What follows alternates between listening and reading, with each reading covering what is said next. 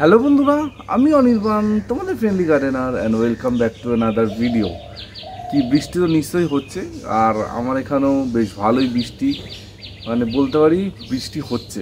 ঠিক আছে, মানে এতদিন যেটা মনে হচ্ছিল ওই হচ্ছে, মানে বৃষ্টি হওয়ার দরকার তাই হচ্ছে, কিন্তু লাস্ট কিছুদিন ধরে বেশ ভালোই বৃষ্টি হচ্ছে। গতকাল তো প্রচুর বৃষ্টি হয়েছে, আর গাছগুলোকেও দেখে খুব সুন্দর লাগছে, সবুজ হয়ে আছে, খুব ভালো লাগছে। এবার আজকের মেন আলোচ্য বিষয়, আজকের মেন টপিক, সেই টপিকে চলে আসা যাক। সবসময় কিছু গাছ থাকে যে গাছগুলো মানে ট্রেন্ডিংয়ে থাকে। ট্রেন্ডিংয়ে মানে হচ্ছে, মানে ওই গাছগুলো সবসময় কিছু না কিছু সমস্যা, সবসময় কিছু না কিছু ঝামেলা থাকেই থাকে। তার মধ্যে একটা অন্যতম গাছ হচ্ছে জবা। জবা গাছ নিয়ে নতুন করে কিছু বলার নেই। জবা গাছ মানে এমন কোনো বাড়ি নেই যেই গাছে অন্তত একটা জবা গাছ থাকবে। মানে আমি এমনও বাড়ি দেখেছি যে শুধুই ক্যাকটাস করে, তার বাড়িতেও অন্তত একটা জবা আছে।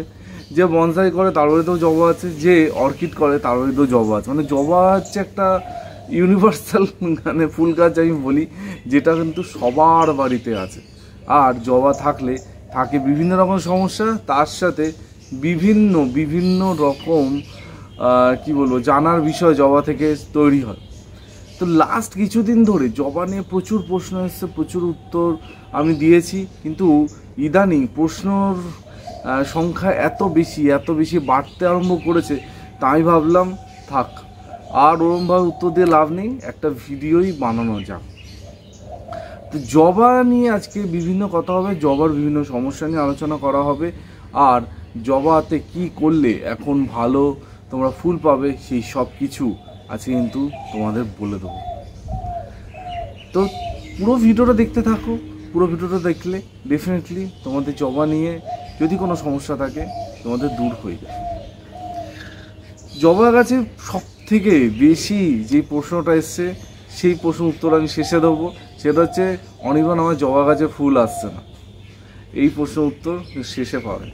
প্রথমেই যেটা আলোচনা করব সেটা হচ্ছে জবা গাছে পাতা হলুদ হয়ে যাচ্ছে, কী করব। দেখো, জবা গাছে পাতা হলুদ হয়ে যাচ্ছে, এটা মানে কারণ আমি এর আগে বহুবার বলেছি। জবা গাছে পাতা হলুদ হয়ে যাওয়ার একমাত্র কারণ, বা আমি বলতে পারি অন্যতম কারণ হচ্ছে ওয়াটার ড্রেনেজ। ওয়াটার ড্রেনেজ যদি তোমাদের ভালো না থাকে, যদি তোমাদের মানে গোড়ায় জল জমে, কেউ আটকাতে পারবে না। গোড়ায় জল জমলে তোমাদের পাতা হলুদ হবে। প্রথমে একটা দুটো থেকে বাড়তে বাড়তে পুরো গাছের সব পাতা হলুদ হয়ে যাবে, চোখের সামনে কিচ্ছু করতে পারবে না। তো প্রথমেই তোমাদের বলবো, তোমাদের যেই সকল জবা গাছে সমস্যা হচ্ছে সেই সকল জবা গাছগুলোকে আইডেন্টিফাই করো, যে আমার এই দুটো গাছে সমস্যা, আমার মনে হচ্ছে জল জমে যাচ্ছে। কি করে বুঝবো জল জমছে নাকি? বৃষ্টি এক পশলা হয়ে গেছে, ছাদে গিয়ে দেখছি মানে বৃষ্টি হয়ে যাওয়া 10 মিনিট 12 মিনিট পরও মানে মাটির ওপরে থিক লেয়ার, মানে অনেকটা লেয়ার হয়ে জল জমে আছে, জলটা পাস হয়নি। কিন্তু সেখানে অন্যান্য টবে জল পাস হয়ে গেছে। সেখান থেকে ইজিলি তোমরা বুঝতে পারবে যে জবা গাছে জল জমছে। তো তখনই তোমাদের কি করতে হবে, ওই টবগুলোকে আইডেন্টিফাই করে ওই টবগুলোকে আলাদা করতে হবে। তোমরা একটা জিনিস করতে পারো, টবগুলোকে তোমাদের ছাদে শুইয়ে রাখতে পারো। শুইয়ে রাখলে কি হবে, জলটা টবটার একদম ডাইরেক্ট গোড়ায় পড়বে না, সাইড দিয়ে জলগুলো বেরিয়ে যাবে, আর গাছে কিন্তু কোনো সমস্যা হবে না। যেটা আমি আগে করতাম, যেই গাছগুলোতে আমার সমস্যা আছে, বোঝা গেছে? তো জবা গাছে এইটা একটা বড় সমস্যা, গাছের গোড়ায় জল জমা। এটা কিন্তু তোমাদের দূর করতে হবে, দূর করলেই তোমাদের কিন্তু গাছ খুব ভালো থাকবে। নাম্বার 2 পয়েন্ট হচ্ছে গাছের গ্রোথ। অনির্বাণ যেমন ছিল ওরকমই আছে, কিছুই হচ্ছে না। মানে এইটা মানে খুব মানে কম ক্ষেত্রে হয় যে গাছের গ্রোথ আসে না। আমার গাছগুলো দেখতেই পাচ্ছে কেমন মানে গ্রোথ নিচ্ছে, কীরকম সবুজ আছে। এইগুলো কিন্তু সব তোমাদের সামনে প্রুনিং করা হয়েছে। তোমাদের বলেছিলাম যে বর্ষার আগে চাইলে তোমরা একবার প্রুনিং করতে পারো, যেটা ডিপেন্ড করছে তোমাদের ওপর যে তোমরা প্রুনিং করবে কি করবে না, বোঝা গেছে? তো জবা গাছে প্রুনিং করলে আর যদি খাবার দেওয়া হয়, ডেফিনেটলি গাছে গ্রোথ আসতে বাধ্য, গাছে গ্রোথ আসবে। আমি মনে করি সঠিক সময় প্রুনিং, তার সাথে রুট ট্রিমিং, তার সাথে মিক্স খাবার, এই তিনটে যদি জবা গাছে করা হয়, গাছের গ্রোথ অটোমেটিক্যালি হবে, ওখানে কিন্তু কোনো রকমের সমস্যা তোমরা ফেস করবে না। বোঝা গেছে? তো জবা গাছেও সেটাই, তোমরা যদি গাছে ঠিকমতো খাবার দাও, শুধু গাছে পুডিং করে দিলে হবে না, তার সাথে মিক্স খাবারটাও দিতে হবে, তার সাথে আমি যেমনটা বলেছিলাম অনুখাদ্য মাঝে মাঝে গাছে স্প্রে করতে হবে, তখনই কিন্তু গাছে সুন্দর গ্রোথ আসবে, গাছটা কিন্তু সুন্দর হয়ে উঠবে, গাছটা সবুজ হয়ে উঠবে। আদারওয়াইজ কিন্তু গাছের গ্রোথ সেইভাবে তোমরা দেখতে পাবে না। বোঝা গেছে? এরপরে যে একটা সমস্যা সেটা হচ্ছে জবা গাছের পাতা কুঁকড়ে যাচ্ছে, পাতা ছোট হয়ে যাচ্ছে। দেখো এইটা একটা অনেক বড় সমস্যা। এই পাতা কুঁকড়ে যাওয়া, পাতা ছোট হয়ে যাওয়ার পেছনে কিন্তু দুটো জিনিস কাজ করে। এক হচ্ছে থ্রিপস, আর দুই হচ্ছে গাছে অনুখাদ্যের অভাব। থ্রিপস যদি লাগে পাতা কুঁকড়ে যাবে, পাতা ওরকম ছোট হয়ে যাবে, নৌকার মতো মানে মুড়ে যাবে, ঠিক আছে। আর অনুখাদ্য দিলেও কিন্তু গাছের পাতা অনেক সময় ছোটো হয়ে যায়, গাছের গ্রোথ আসে না, গাছগুলো কিন্তু ভালো হয় না দেখতে। তার জন্য তোমাদের কী করতে, প্রথম থেকেই আমি এই জন্য বলি স্প্রে করতে। অনেকে আমাকে বলেছিল যে হ্যাঁ কি শরীর খারাপ না হলেই কি ওষুধ খাবো? তো দেখো এখন শরীর খারাপ হয়ে গেছে, এবার কি করবে? এই জন্যই প্রথম থেকে গাছে স্প্রে করতে হয়। শরীর খারাপ হোক কি না হোক দেখার তোমার দরকার নেই, গাছে তোমাদের স্প্রে করে যেতে হবে। জবা গাছও ঠিক তাই, গাছে যদি ঠিক টাইমে তোমরা স্প্রে করতে, তোমাদের গাছে কিন্তু এই সমস্যাগুলো হতো না। তো এখন আমি বলবো, এখন যে কোনো ইমিডাক্লোরোপিড গ্রুপের যে কোনো পেস্টিসাইড গাছে স্প্রে করো, ডেফিনেটলি গাছ ভালো কাজ করবে, গাছে রিকভার হবে। আবার অনেকের একটা ধারণা যে গাছে স্প্রে করলেই গাছ ভালো হয়ে যায়, মানে এটা একটা ধারণাটা কোথার থেকে এসছে আমি জানি না। গাছে স্প্রেটা রেগুলার বেসিসে করে যেতে হবে, মানে প্রতিদিন করতে হবে। শুধু মানে একবার স্প্রে করে দেবো অমনি গাছ ভালো হবে, এটা কোনোদিনও হবে না। প্রতিদিন গাছে স্প্রে করা, মানে প্রতিদিন গাছে স্প্রে করতে হবে, মানে একটা রেগুলার ইন্টারভালে, মানে প্রতি সপ্তাহে একবার করে গাছে স্প্রে করতে হবে। এটা করতে করতে আস্তে আস্তে তোমাদের গাছটা রিকভার করবে। তার সাথে অবশ্যই গাছে অনুখাদ্য দাও, ডেফিনেটলি তোমাদের গাছ কিন্তু আগের থেকে অনেক ভালো কাজ করবে, গাছে এই সব সমস্যাগুলো দূর হবে, গাছের পাতা সবুজ হবে, চকচকে হবে। আর পাতা হচ্ছে আসল, পাতা যদি সবুজ চকচকে না হয় তাহলে তোমাদের কোনো দিনও কোনো গাছ ভালো হবে না। বোঝা গেছে? আর এই বর্ষার জল পড়ে এমনি গাছ সবুজ হয়ে যাচ্ছে, আলাদা করে কিছু, অন্তত আমি তো কিছু করছিই না, কিচ্ছু করছি না, তাতেই আমার মানে গাছ ভালো হচ্ছে। ঠিক আছে, এর পরের প্রশ্ন যেটা অনেকে করছে সেটা হচ্ছে গাছে কি এখন অনির্বাণ কী খাবার দেবো? দেখো এখন গাছে কোনো রকম খাবার দিতে আমি বারণ করেছি, কারণ এই বর্ষার সময় যদি গাছে খাবার দিলে তার মধ্যে যদি মানে জল পড়ে একটা রিয়াকশন হতে পারে, একটা ফাঙ্গাস অ্যাটাক হতে পারে, ফাঙ্গাস সৃষ্টি হতে পারে, কোট আনকোট ফাঙ্গাস হতে পারে। তার জন্য আমি তোমাদের খাবার দিতে বারণ করেছি।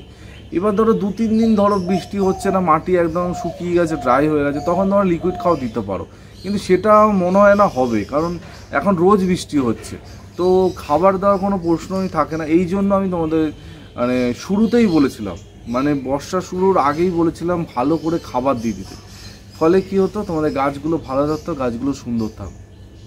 এবার যারা সেটা করেছো তাদের মানে তোমাদের মানে গাছ সুন্দর আছে, গাছ ভালো আছে, আর যারা করনি তাদের গাছ একটুখানি কম ভালো আছে।